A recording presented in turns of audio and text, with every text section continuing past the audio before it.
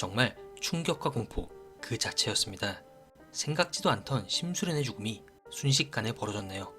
지금 SNS 상에서도 심수련이 진짜 죽은 거냐 아니면 페이크냐 등 여러 의견이 분분한데요. 이미 막장의 한계를 넘어선 드라마인 만큼 오늘은 저도 막장 뇌피셜로 한번 가보려 합니다.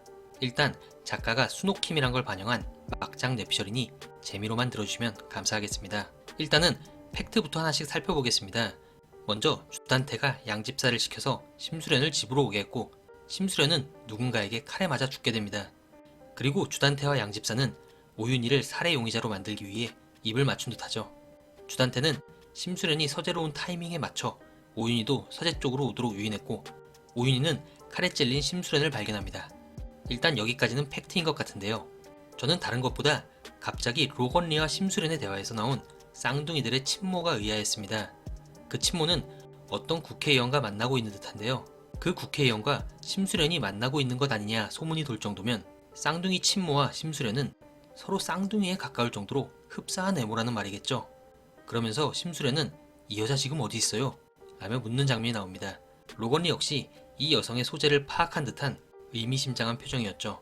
그래서 저는 이번에 죽은 사람이 심수련이 아닌 쌍둥이의 친모인 나비 문신녀일 수도 있다는 생각을 해봤습니다. 뭔 개소리야! 지금부터 막장 뇌피셜을 풀어보면 일단 주단태의 금고에 비교적 최근인 듯한 쌍둥이 친모인 짭수련의 사진이 있었다는 건 최근까지도 주단태가 짭수련과 만나고 있었단 말이죠. 그러면서 짭수련이 국회의원과도 만나며 막장 인생을 살고 있다는 걸 알게 된 심수련은 그녀를 이용할 계획을 세운 듯합니다. 심수련은 양집사에게 석훈, 석경이가 주단태에게 맡고 있다는 연락을 받습니다. 눈치백단 심수련은 이것이 주단태가 꾸민 계획이란 걸 단번에 눈치챘을 겁니다. 양집사가 자신의 행세를 하고 다니며 자신을 시기 질투하고 있다는 건 로건리에게 들어서 익히 알고 있었기에 충분히 의심을 했겠죠. 심수련은 그 즉시 쌍둥이 친모인 짭수련에게 연락을 취해 쌍둥이 관련 일로 펜트하우스에서 보자는 정도의 말로 짭수련을 펜트하우스로 불러들입니다. 그리고 그녀를 심수련으로 착각한 주단태 또는 유병재 아니 조비서가 짭수련을 살해했고 뒤이어 오윤희가 들어온 그림이 될 수도 있지 않을까요? 사체 부검 때 심수련의 등에서 나비 문신이 나온다면 정말 소름이겠죠?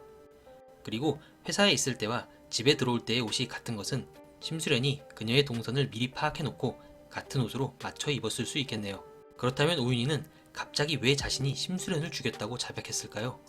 흐릿하긴 하지만 짭수련을 찌른 사람은 분명히 가죽 자켓을 입은 남자의 모습이었습니다. 짭수련이 죽기 전에 손가락으로 어딘가를 가리켰는데 혹시 거기에 찐수련이 있었던 건 아닐까요?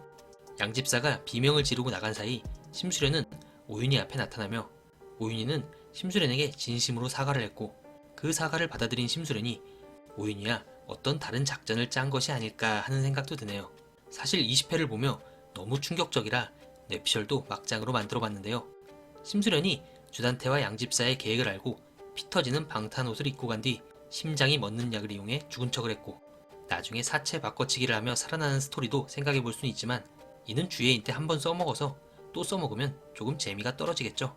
이것도 아니라면 심수련은 정말로 죽었고 심수련과 꼭 닮은 쌍둥이 친모 짭수련이 시즌2에 심수련 역으로 다시 등장할 수도 있겠네요. 어찌됐든 짭수련의 등장은 시즌2에도 변함없이 이재하 배우가 등장하는 것으로 보여서 마음이 좀 놓입니다. 한편 로건리는 심수련의 사망 소식을 듣고 놀라는 중에 주단태 일당에게 잡혀가는 듯한 모습이 보이는데요. 내일 마지막 회에서 과연 찐수련이 다시 등장해서 로건리를 멋지게 구해줄 수 있을지 기대가 됩니다. 그럼 저는 충격받은 머리를 좀 식힌 뒤에 내일 시즌1 최종의 시청 후 리뷰로 다시 찾아뵙겠습니다. 감사합니다.